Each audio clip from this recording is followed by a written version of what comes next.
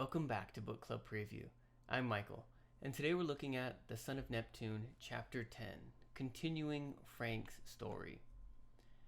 Now, this chapter starts with Frank going deep into his memories, thinking about his mother's funeral.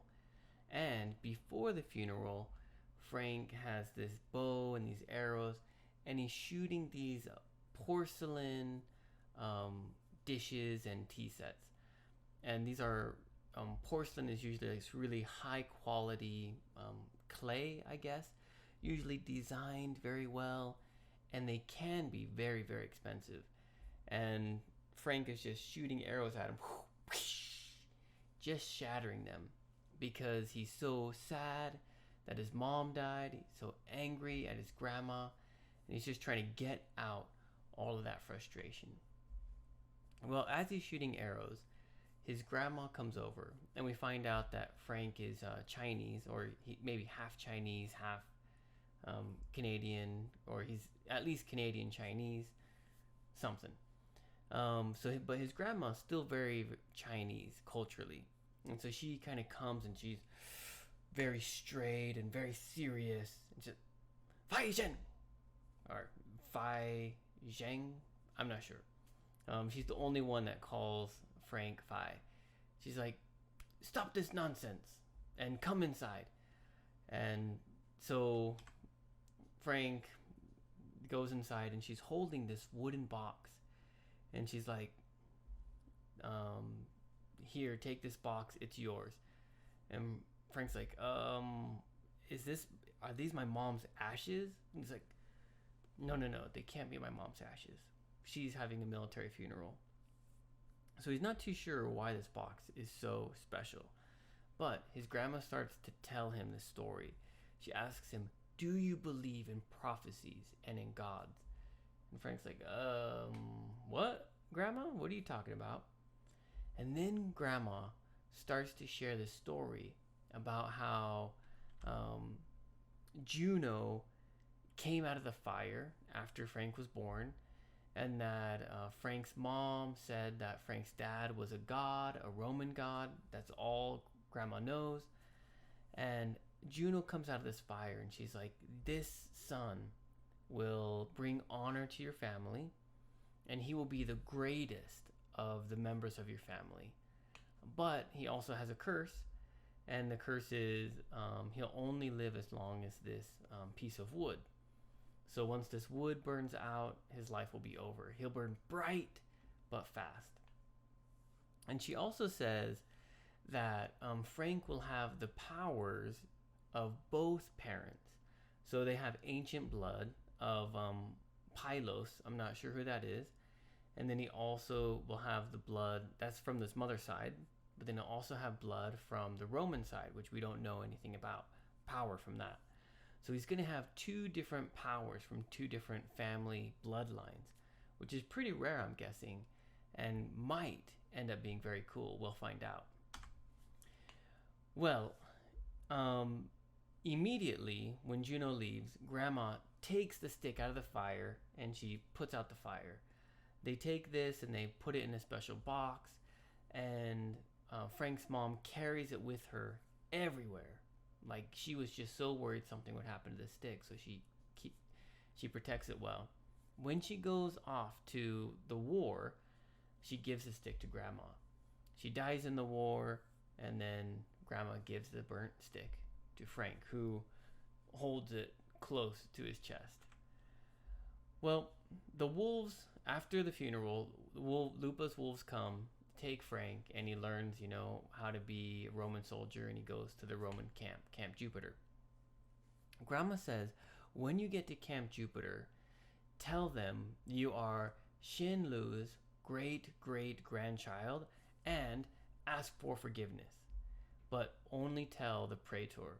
So when he does get there, he tells Reina this, and Reina's like, oh, she's just really angry when he says this and really disgusted. Not at Frank, but at the memory. And she's like, okay, I got it. We're not going to judge you. We're going to judge you based on your skills and your actions. But don't tell anyone you're Shen Lu's son. And he's like, okay. And he doesn't do very good in the Roman army yet, but hey, we like Frank. They start the war games. And so Frank comes back into the present. He's walking, all this he's thinking as he's walking with Piercy and Hazel, and they're trying to help Piercy understand what's going to go on. There's a huge fort that they have to charge and try to get the flag, and then the other team has to get the other army's flag. It's capture the flag, which I think we talked about before. And they're just kind of talking about this and letting Piercy know how it's played and all that stuff. Well, they find out that the 5th cohort, they're going to be the first wave. And that's never a good thing. If you're the first person to go in any battle, you're probably going to die. Many of you are going to die. This is just practice, so they'll get hurt, injured, whatever. But being in the first wave is never good. And so they're sending the 5th cohort as the first wave just to make the other team tired. And then the other 2 cohorts are going to come in with full power. So as they're thinking about this, half the 5th cohort, they have a plan. The other half, they have a plan. And then it's Piercy and Hazel and Frank, and the 2 centurions are like, you guys just do whatever. Try not to die, or don't let Piercy die. And so they're like, well, what are we going to do?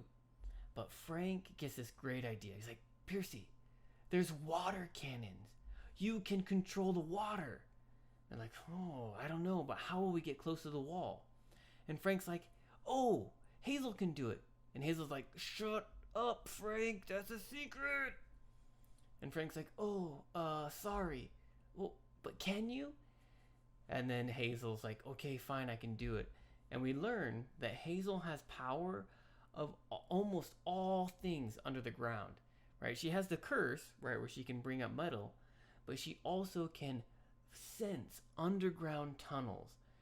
She can make tunnels collapse, which is pretty cool. Man, Hazel's sounding really cool right now. And so what she can do is she can find one of these tunnels, she can collapse it into the ground, and they can go in the tunnel towards the fort and come out. And when they get there, and when Piercy breaks the water cannons or turns the water cannons, whatever he's going to do, and then Frank is going to do something special with his bow. He has these special arrows that he's never got to use, and he's waiting to use them. And man, I'm so excited for the next chapter to see how it all goes. Well, there's a whole bunch of vocabulary here too. The first one is mahogany.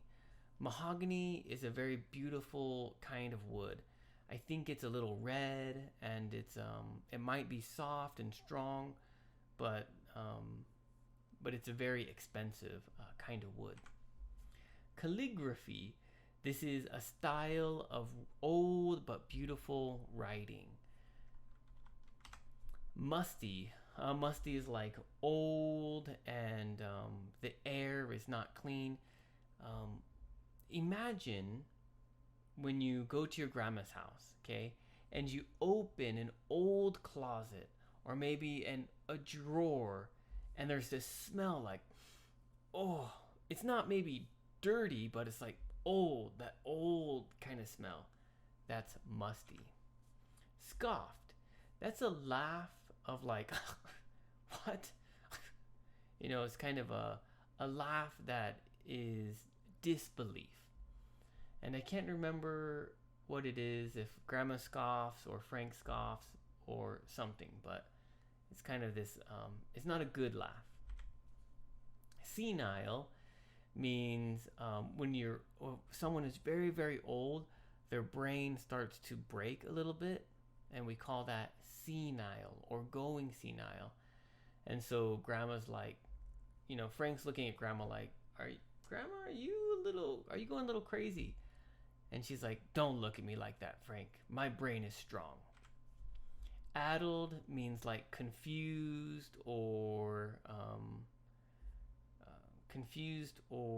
clouded. And so he's like, is Grandma's brain addled? But she's like, no, it's clear. Swaddled. And that is like wrapped up. So when Frank was a baby, he was swaddled in a blanket. So he was just wrapped and covered in this little baby blanket. Peanut intolerant. Intolerant means you can't have it. You can't eat it. You can't touch it. Maybe it can mean a lot of different things. But in this case, it just means allergy. So there was an elephant and it had a peanut allergy. It was peanut intolerant, and Frank gave it some peanuts. We can say milk. Many people are lactose intolerant. Lactose, I think, is a kind of fat in milk. It's something in milk. And if people drink it, their body can't digest that milk, and so then it just goes out of their body. So they have diarrhea or they have really bad gas. Lactose intolerant, peanut intolerant. Let's see. What's the wheat? Gluten-free. So they'd be like gluten intolerant, something like that. Well, the discussion question I have for you, okay, and I really need you to think about this one, all right? I don't want you to say like, I don't know, or, okay, think about it now, okay? It might take you a while, but think about it, all right? What is the strangest thing your grandmother has ever told you? Okay, imagine Frank, right? Grandma's like, Frank, your father was a god, and this wood is your life. What, Grandma? All right, probably your grandma didn't tell you anything that crazy. But grandmas, or even grandpas, sure, they sometimes tell us really funny things. I don't want to tell you my story yet. I'll tell you guys when we meet together. But they're always telling us strange or funny things. What is the strangest thing your grandma or grandpa has ever told you? Of course, please write your own discussion question. This was a pretty long chapter, so there are many different things that you can ask or think about in this chapter. Well, that's all the time that we have for today. Thank you so much for joining me for this episode of Book Club Preview. I'll see you guys soon. Bye-bye. Hey, if you have any questions about the video today, please feel free to leave a comment in the comment section. If you had any other vocabulary words that you wanted to know what they meant, let me know. And also, if you're interested in maybe joining one of these book clubs, please leave a comment and I'll get back to you. Thank you so much for watching. Bye-bye.